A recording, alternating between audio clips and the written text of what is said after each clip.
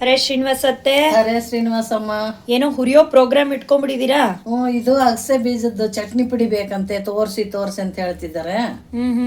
ಅದಕ್ಕೂ ತುಂಬಾ ದಿನದಿಂದ ಕೇಳ್ತಾನೆ ಇದ್ದಾರೆ, ನಮಗೆ ಮಾಡೋಕ್ಕಾಗಿಲ್ಲ. ಅದಕ್ಕೆ ಇವತ್ತು ತೋರ್ಸೋಣ ಅಂತ.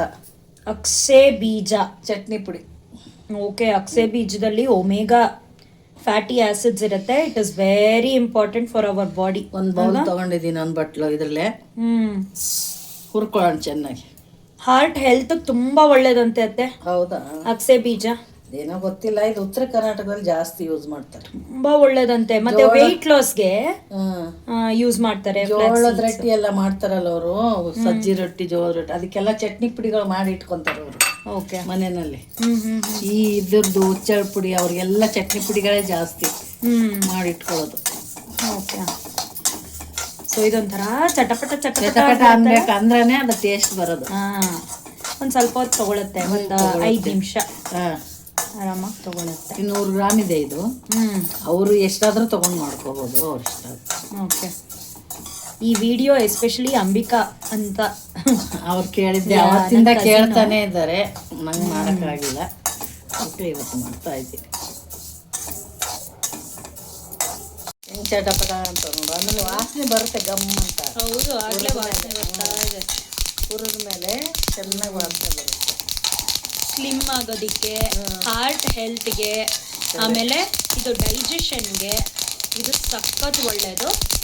ಆದರೆ ಏನೇ ತಗೊಂಡ್ರು ಅಂದರೆ ಜಾಸ್ತಿ ಏನು ತಗೊಳ್ತೀವೋ ಅದು ವಿಷ ಅಂತ ಹೇಳ್ತೀವಲ್ವಾ. ಊಟಕ್ಕೆ ಸ್ವಲ್ಪ ಸ್ವಲ್ಪ ಹಾಕೋದು, ದೋಸೆಗೆ, ಇಡ್ಲಿಗೆ, ಇಲ್ಲ ಊಟಕ್ಕೆ ಕೊಟ್ಟಾಗ ಸ್ವಲ್ಪ ಮೊಸರಿಗೆ ಕಾಂಬಿನೇಷನ್ ಚೆನ್ನಾಗಿರ್ತದೆ. ಮೊಸರು ಹಾಕ್ಕೊಂಡು ತಿಂದರೆ ಚಟ್ನಿ ಪುಡಿಗೆ ತುಂಬ ಚೆನ್ನಾಗಿರ್ತದೆ. ನೋಡಿ ಹೆಂಗೆ ಅರಳು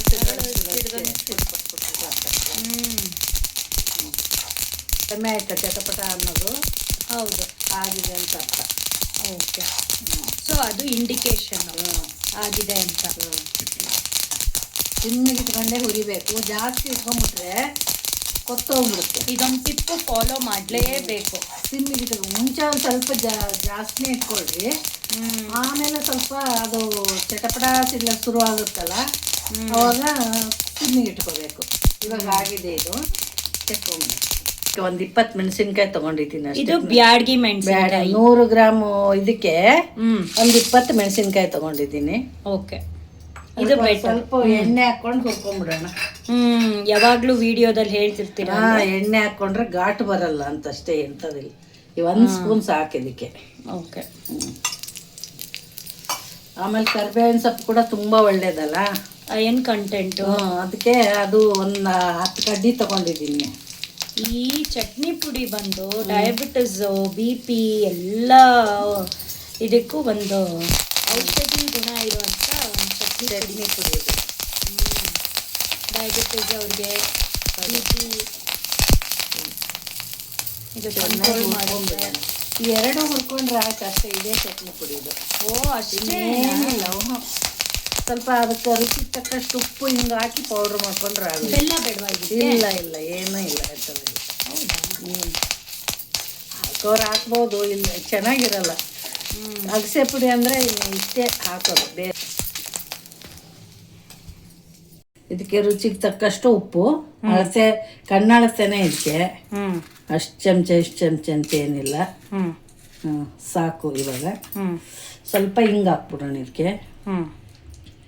ಹಾಕಿ ಮಿಕ್ಸಿ ಮಾಡಿದ್ರೆ ಆಗೋಯ್ತು ಪೌಡ್ರು. ಒಂದಿಷ್ಟು ಹಾಕ್ತೀನಿ ಹಿಂಗು. ಓಕೆ, ಕಡಿಮೆನೇ ಅಲ್ವಾ ಹಿಂಗು ಇದಕ್ಕೆ? ಕಡಿಮೆ. Mixie ಮಾಡ್ಬಿಡೋಣ powder. ಚಟ್ನಿ ಪುಡಿ ರೆಡಿನೇ ಆಗೋಗುತ್ತೆ. ರೆಡಿನೇ. ಓ ಸೂಪರ್ ಅತ್ತೆ, ಸೂಪರ್ ಕ್ವಿಕ್ ರೆಸಿಪಿ. ಅತ್ತೆ ಮಿಕ್ಸಿ ಮಾಡ್ಕೊಂಡು ಬಂದ ಮೇಲೆ ಅಗಸೆ ಪುಡಿ ರೆಡಿಯಾಗಿದೆ. ವಾವ್, ಸಖತ್ತಾಗಿದೆ ಅಲ್ವಾ ಅಗಸೆ ಪುಡಿ. ಯಾವುದಕ್ಕೆ? ದೋಸೆ, ಇಡ್ಲಿ, ಹಂಗೆ ಅನ್ನಕ್ಕೂ, ಚಪಾತಿ ಎಲ್ಲದಕ್ಕೂ ಬರುತ್ತೆ. ಎಲ್ಲದಕ್ಕೂ ಬರುತ್ತೆ. ಜೋಳದ ರೊಟ್ಟಿ. ಇದಕ್ಕೆ ಮೊಸರು ಹಾಕೊಂಡು ತಿಂದ್ರೆ ಅದು ಒಳ್ಳೆ ಕಾಂಬಿನೇಷನ್ ಅಲ್ವಾ? ಚಪಾತಿ ರೊಟ್ಟಿಗೆ ಇನ್ನೂ ಮೊಸರು ಹಾಕೊಂಡು ತಿಂದ್ರೆ ತುಂಬಾ ಚೆನ್ನಾಗಿರುತ್ತೆ. ಇಡ್ಲಿ ದೋಸೆಗೂ ಹಾಕೊಂಡು ತುಪ್ಪ ಹಾಕೋಬೇಕು ಮೇಲೆ, ಚೆನ್ನಾಗಿರುತ್ತೆ. ಸೂಪರ್ ಅತ್ತೆ. ಇದು ಸೂಪರ್ ಕ್ವಿಕ್ ರೆಸಿಪಿ ಅಲ್ವಾ, ಅಕ್ಸೆ ಬೀಜದ ಪುಡಿ, which is very good in omega 3 fatty acids. ಸಖತ್ತು ಹಾರ್ಟ್ಗೆ ತುಂಬಾ ಒಳ್ಳೇದತ್ತೆ ಈ ಅಕ್ಸೆ ಬೀಜ, ಹಾರ್ಟ್ಗೆ ತುಂಬಾ ಒಳ್ಳೇದು. ಆಮೇಲೆ ವೆಯ್ಟ್ ಲಾಸ್ ಅವ್ರಿಗೆ ತುಂಬಾ ಒಳ್ಳೇದು. ತೋರಿಸಿದ್ದೀವಿ, ಅವರು ಎಲ್ಲರೂ ಮಾಡ್ಕೊಳ್ಳಿ. ಹಾ, ಹೇಗಿದೆ ಅಂತ ಕಾಮೆಂಟ್ ಬಾಕ್ಸಲ್ಲಿ ಹಾಕಿ, ಸಬ್ಸ್ಕ್ರೈಬ್ ಆಗಲಿದ್ರೆ ಆಗಿ, ಲೈಕ್ ಮಾಡಿ ಮತ್ತೆ ಬೇರೆಯವ್ರಿಗೆ ಇದನ್ನ ಶೇರ್ ಮಾಡಿ. ಶೇರ್ ಮಾಡೋದ್ರಿಂದ ಅವ್ರಿಗೂ ಹೆಲ್ಪ್ ಆಗತ್ತೆ. ಸೊ ಶೇರ್ ಮಾಡಿ ಬೇರೆಯವ್ರಿಗೆ. ನೀವು ಮಾಡ್ಕೊಂಡು ಹೇಗಿದೆ ಅಂತ ಪ್ಲೀಸ್ ಕಮೆಂಟ್ ಬಾಕ್ಸ್ ಅಲ್ಲಿ ಹಾಕಿ. ಮತ್ತೆ ನಿಮ್ಗೆ ಯಾವ್ದಾದ್ರು ಬೇರೆ ರೆಸಿಪಿ ಬೇಕು ಅಂತ ಹೇಳಿದ್ರೆ ಅದನ್ನ ನಮ್ಗೆ ಹೇಳಿ, ನಾವು ಆ ರೆಸಿಪಿನ ಮಾಡಿ ತೋರಿಸ್ತೀವಿ. ಅಂಬಿಕಾ, ನಿನಗೋಸ್ಕರ ಈ ಅಗಸೆ ಬೀಜದ ಪುಡಿ ಮಾಡಿದೀವಿ, ನೀನ್ ಮಾಡಿ ನಮಗೆ ಕಮೆಂಟ್ ಬಾಕ್ಸಲ್ಲಿ ನೀನು ಹಾಕಬೇಕು ಹೇಗೆ ಬಂದಿದೆ ಅಂತ. ಓಕೆನಾ? ಹರೇ ಶ್ರೀನಿವಾಸ.